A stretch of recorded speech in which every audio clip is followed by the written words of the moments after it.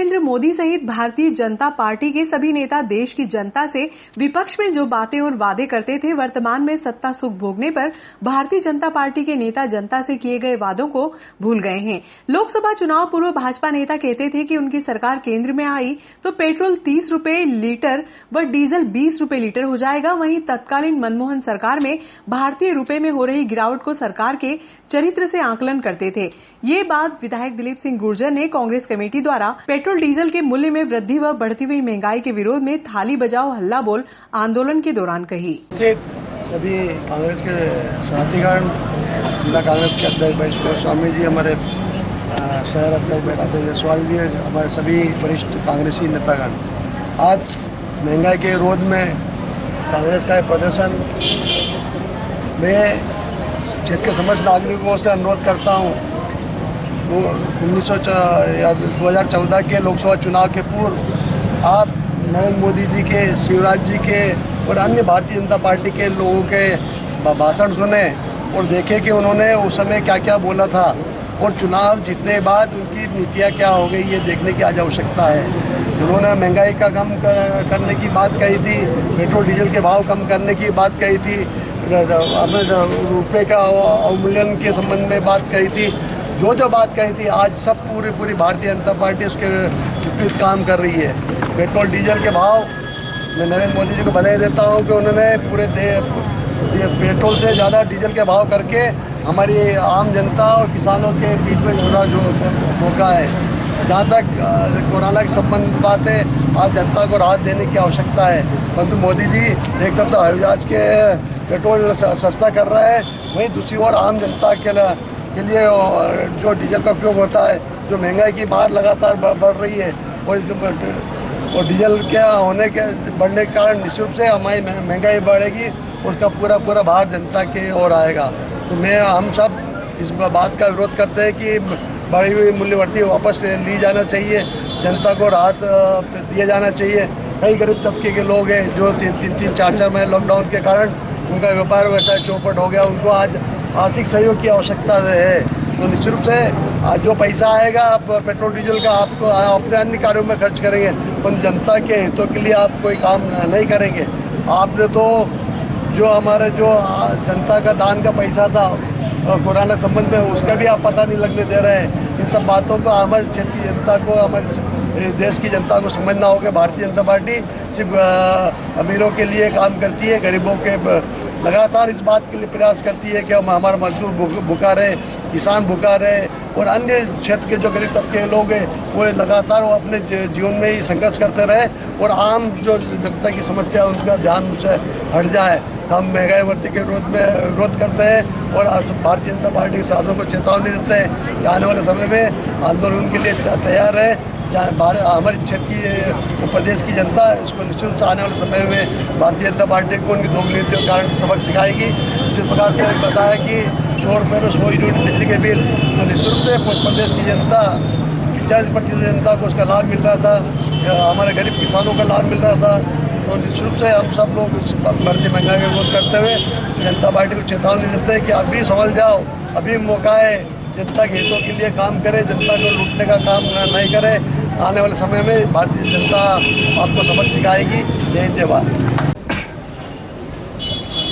जब कोरोना महामारी के संकट से जूझ रहा तो जो देश पर या प्रदेश पर जो शासन कर रही पार्टी, उसका ये दायित्व होता है कि प्रदेश की जनता और देश की जनता को आर्थिक सहायता कर उसके दैनिक जीवन में रोज के जीवन में जो परेशानियां आ रही है उसको कम करे। लेकिन भारतीय जनता पार्टी ये वो पार्टी है जो सत्ता में आने के बाद इसके सुर बदल जाते, दोहरी नीति और दोगले लोगों की पार्टी है ये। जब सत्ता के बाहर रहती है तो इनका विचार, इनके आदर्श, इनके सिद्धांत कुछ और होते हैं जनता के प्रति, और जब सत्ता में आ जाते हैं तो यही आदर्श, यही विचार, यही सिद्धांत उद्योगपतियों के साथ हो जाते हैं। ऐसा कोई क्षेत्र नहीं, ऐसा कोई वस्तु नहीं जिसकी कीमत आसमान नहीं छू रही हो। मुझे अच्छी तरह याद है नरेंद्र मोदी जी हो, शिवराज सिंह जी चौहान हो या भारतीय जनता पार्टी का कोई भी नेता हो, जब 1-1, 2-2 रुपए की महंगाई, पेट्रोल और डीजल में मूल्य वृद्धि होती थी तो कोई साइकिल लेकर निकलता था प्रदेश में, कोई बैलगाड़ी पे चढ़कर नौटंकी करता था। नरेंद्र मोदी जी और उनकी पूरी पलटन दिल्ली में जंतर मंतर पर नाचते थे और विरोध प्रदर्शन करते थे। आज लगातार 20 दिनों से पेट्रोल और डीजल में मूल्य वृद्धि की जा रही है। इतिहास में, इस देश के इतिहास में ऐसा पहली बार हो रहा है जब पेट्रोल और डीजल दोनों समकक्ष हो गए। डीजल का उपयोग कौन करता है? डीजल का उपयोग इस भारत देश के जो ग्रामीण क्षेत्र के लोग हैं, ट्रैक्टर और उनके खेती के उपयोग में, किसानी के उपयोग में किया करते हैं सबसे ज़्यादा। दूसरा उपयोग होता है ट्रांसपोर्ट का, जो वस्तुएं व्यापार और व्यवसाय में प्रयोग होती है उनको ट्रांसपोर्टेशन के लिए वो उपयोग होता है। इसी डीजल का भाव अगर बढ़ा है तो उसकी सीधी सीधी मार जनता पर और किसानों पे पड़ रही है। चलते चलते डीजल और पेट्रोल, अरे हम नहीं कह रहे, आपके पेट्रोल पंप के व्यवसायी व्यापारी तक कह रहे हैं कि इस भारतीय जनता पार्टी की सरकार में पहली बार ऐसा देश में देखने को मिला कि पेट्रोल से ज्यादा महंगा डीजल हो गया। आपको जवाब देना पड़ेगा। कांग्रेस के इस आंदोलन को हमारे क्षेत्र के लाडले विधायक दिलीप सिंह जी गुजर साहब, सुबोध स्वामी जी और शहर कांग्रेस कमेटी के अध्यक्ष और महिला कांग्रेस की नेसा चौहान जी सभी के नेतृत्व में ये आंदोलन सतत जारी रहेगा और भारतीय जनता पार्टी को देश की जनता मुंह तोड़ जवाब देगी। जय हिंद, जय भारत। पेट्रोल डीजल की मूल्य वृद्धि वापस लो, वापस लो, वापस लो। महंगाई को कम करो, कम करो, कम करो। शिवराज सिंह चौहान होशियार, होशियार, होशियार। नरेंद्र मोदी मुर्दाबाद, मुर्दाबाद, मुर्दाबाद।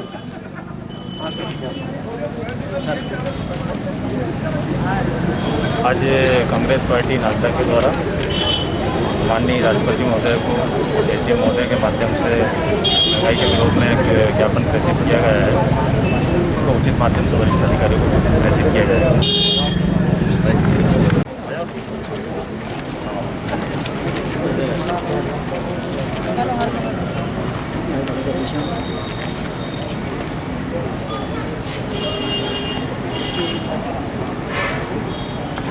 दिलीप सिंह जी गुजर साहब एवं सुबोध स्वामी जी के नेतृत्व में कांग्रेस कमेटी द्वारा राष्ट्रपति महोदय को एक ज्ञापन दिया जा रहा है। ज्ञापन इस प्रकार, माननीय राष्ट्रपति महोदय, राष्ट्रपति भवन नई दिल्ली द्वारा माननीय अनुविभागीय अधिकारी महोदय, अनुविभागीय कार्यालय खाचौद नागदा महामहिम महोदय, देश भर में कोरोना महामारी के चलते आमजन व्यापार व्यवसाय और नौकरियां ठप हो चुकी है, जिसके चलते प्रदेश की जनता गंभीर परेशानियों के दौर से गुजर रही। वहीं भाजपा की केंद्र व प्रदेश सरकार द्वारा पिछले कई दिनों से लगातार पेट्रोल और डीजल के मूल्यों में वृद्धि कर रही है, जिसके कारण प्रदेश की जनता को महंगाई की दोहरी मार पड़ रही है। प्रदेश कांग्रेस कमेटी के अध्यक्ष व पूर्व मुख्यमंत्री माननीय कमलनाथ जी के आह्वान पर महंगाई के विरोध में किए जा रहे प्रदर्शन के तहत हम निम्न मांग करते हैं। मध्य प्रदेश में पिछले 15 दिनों में पेट्रोल के दामों में 9.26 रुपये प्रति लीटर एवं डीजल के दामों में 9.51 रुपये प्रति लीटर की बढ़ोतरी की गई है। 1 जून को पेट्रोल ₹77.56 तथा डीजल ₹68.27 था। 22 जून को पेट्रोल ₹87.16 तथा डीजल ₹78.33 किया गया। इस प्रकार 22 दिन में पेट्रोल में ₹9.60 तथा डीजल में 10.6 की बढ़ोतरी की है। ये बढ़ोतरी ऐसे समय में हुई जब जनता केंद्र एवं प्रदेश सरकार से मदद की उम्मीद कर रही है। चुनाव का पूर्व भाजपा द्वारा देश व प्रदेश की जनता को पेट्रोल एवं डीजल कम कीमत पर उपलब्ध कराने का वादा किया था। कोरोना महामारी के चलते देश भर में हुए लॉकडाउन के कारण व्यापार व्यवसाय ठप हो गए, वहीं नौकरियां भी समाप्त हो चुकी है। लेकिन प्रदेश सरकार द्वारा लॉकडाउन के समय भी प्रदेश की जनता को बड़े बड़े बिजली के बिल थमाकर महंगाई के दौर में परेशान किया जा रहा है। जबकि कमलनाथ सरकार में प्रदेश में 85% उपभोक्ताओं को 100 यूनिट पर 100 रुपये का बिजली का बिल विभाग द्वारा दिया जा रहा था। प्रदेश भाजपा सरकार की जन विरोधी नीतियों के कारण आमजन त्रस्त हो चुके हैं। भारी भरकम बिजली के बिलों को वापस लिए जाने का आदेश प्रदान करें। भाजपा के केंद्र व प्रदेश सरकार के नेता नरेंद्र मोदी व शिवराज सिंह चौहान देश व प्रदेश की जनता से ये उम्मीद तो करते हैं कि देश और प्रदेश की जनता गरीबों का ध्यान रखे, उनकी हर संभव मदद करें। लेकिन भाजपा द्वारा शासन स्तर पर गरीब और मध्यम वर्गीय परिवार के लिए कोई भी आर्थिक सहायता नहीं देने के कारण जनता भाजपा शासन से त्रस्त हो चुकी है। प्रदेश सरकार द्वारा कृषकों के समर्थन मूल्य पर खरीदी की गई उपज का मूल्य उनके खातों में अभी तक नहीं पहुंचाया गया है। वहीं कमलनाथ सरकार के कृषकों के जो ऋण माफ हुए थे उनकी भी वसूली प्रदेश सरकार द्वारा की जा रही है, जो किसानों के साथ धोखाधड़ी है। अतः आपसे अनुरोध है कि जनहित में केंद्र व प्रदेश सरकार द्वारा पेट्रोल डीजल में की जा रही बेअंदाजा मूल्य वृद्धि को वह प्रदेश की जनता को दिए जा रहे भारी भरकम बिजली के बिल को तत्काल प्रभाव से वापस लिए जाने का आदेश प्रदान करें। भगवती विधायक दिलीप सिंह गुजर, सुबोध स्वामी, जिला कार्यकारी अध्यक्ष, शहर कांग्रेस अध्यक्ष, राधे जायसवाल।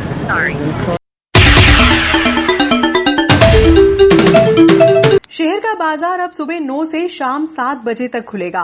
भाजपा के पूर्व मंडल अध्यक्ष राजेश धाकड़ ने बाजार खुलने के समय की बढ़ोतरी को लेकर गुरुवार की दोपहर कलेक्टर आशीष सिंह से दूरभाष पर चर्चा की।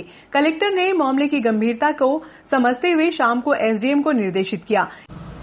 नागदा के व्यापारियों के लिए अपने जिलाधीश से किस विषय पर चर्चा की सर? मैंने जिलाधीश महोदय से निवेदन किया कि अभी 2 दिन पहले हमारे संभाग के प्रभारी मंत्री आदरणीय नरोत्तम मिश्रा जी उज्जैन आए थे। वहाँ के जनप्रतिनिधियों ने और वहाँ के व्यापारियों ने उनसे निवेदन किया था कि समय बढ़ाया जाए, तो उज्जैन का समय 9 से 7 बजे तक कर दिया गया था। इस बात को लेकर नागदा के व्यापारी भी ये चाह रहे थे कि नागदा का समय भी बढ़ना चाहिए, क्योंकि नागदा में 10 से 5 का समय निर्धारित किया गया था, परंतु हमारे नागदा की परिस्थिति ऐसी थी कि जो जनरल ड्यूटी वाले 8 से 5 है उनको संडे के दिन ऑफ मिलता है और 5 बजे बाद वो आते हैं और संडे को दुकानें बंद रहती है, तो बड़ी परेशानी का कारण हो रहे थे। तो मैंने जिलाधीश महोदय से निवेदन किया कि जब आपने उज्जैन में कर दिया 9 बजे तक, 7 बजे तक बड़नगर में कर दिया, तो मेरा निवेदन है कि नागदा का व्यापारी भी ये चाहता है कि 7 बजे तक कर दिया जाए।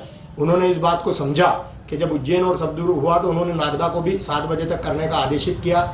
मैं नागदा के व्यापारियों को इसके लिए बधाई देता हूँ। साथ ही मैं जिलाधीश महोदय और एसडीएम साहब और प्रभारी मंत्री जी को भी और हमारे जनप्रतिनिधि आदरणीय अनिल जी, मोहन जी पारस जी को भी धन्यवाद देता हूं कि उन्होंने जो व्यापारियों के हित में निर्णय लिए, उस निर्णय का लाभ नागदा के व्यापारियों को भी मिल रहा है। परंतु एक बात मैं नागदा के व्यापारियों से करना चाहता हूं कि वे 7 बजे तक दुकान तो खोले, परंतु सोशल डिस्टेंसिंग और जो शासन के नियम है, बार बार हाथ धोना, मुख पे मास्क लगाना, ये अनिवार्य रूप से करें और चालान की कार्रवाई से भी बचें। हम क्या होता है कि जब हमको लाभ मिलता है किसी चीज़ का तो हम बड़े लापरवाह हो जाते हैं। यह बीमारी ऐसी है, इसमें लापरवाही बिल्कुल भी नहीं होना चाहिए।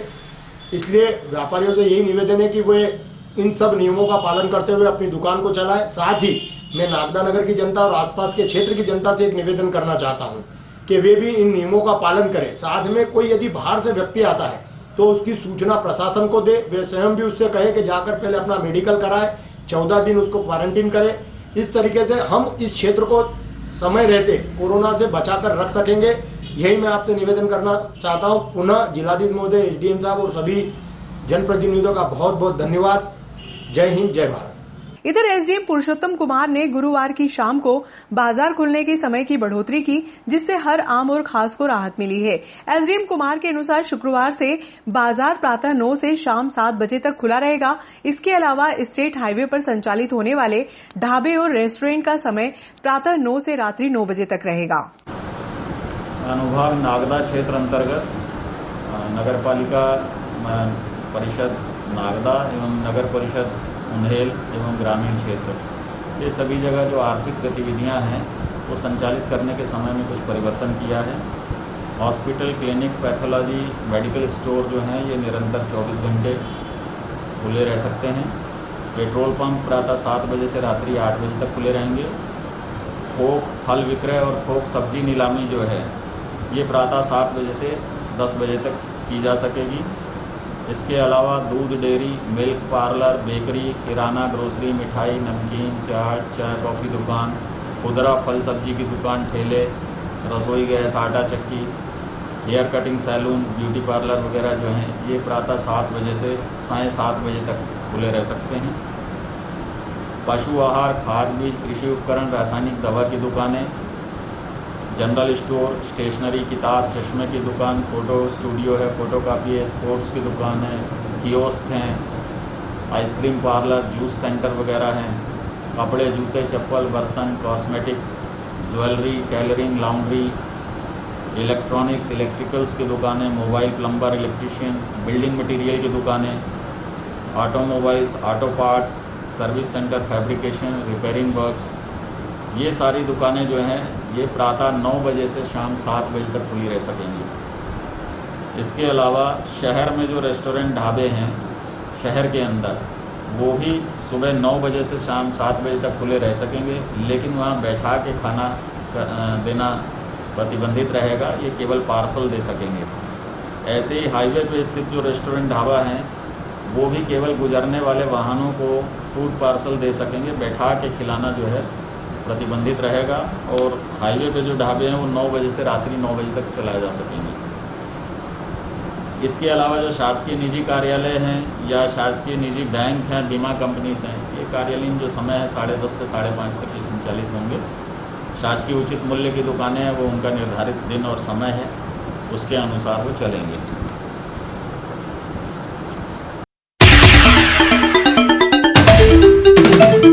नगर पालिका ने 3,800 रुपए का जुर्माना वसूला।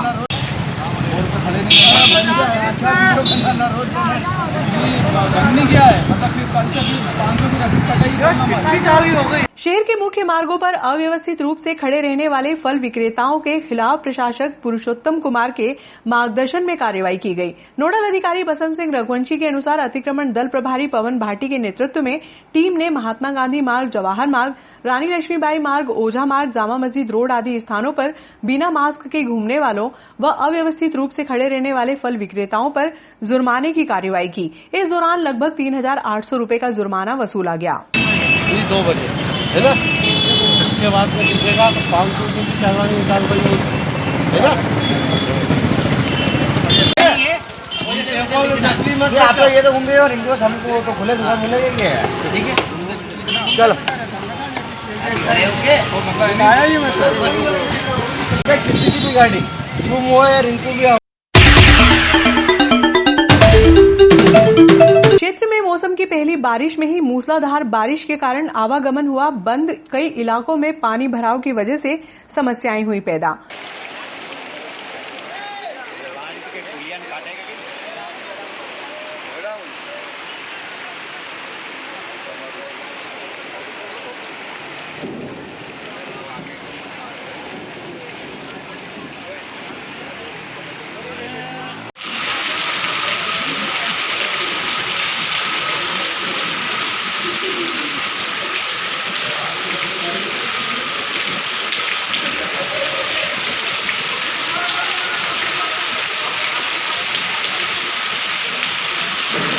खासरोड तहसील के आकिया जागीर गांव में 1 घंटे की मूसलाधार बारिश हुई।